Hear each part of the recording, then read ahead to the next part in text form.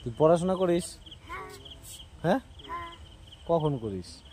দেখি না তো তোকে, সবসময় তো দেখি দুষ্টুমি করিস, হাতে একটা না একটা লাঠি থাকেই। হ্যাঁ কি? হ্যাঁ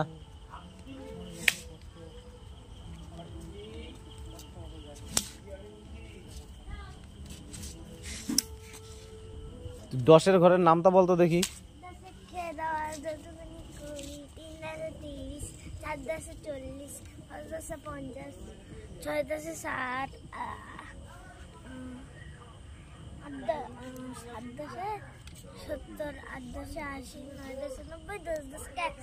11-এর ঘরে? হ্যাঁ বল। কেন? তুই বাংলা মিডিয়ামে পড়িস না ইংলিশ মিডিয়ামে পড়িস?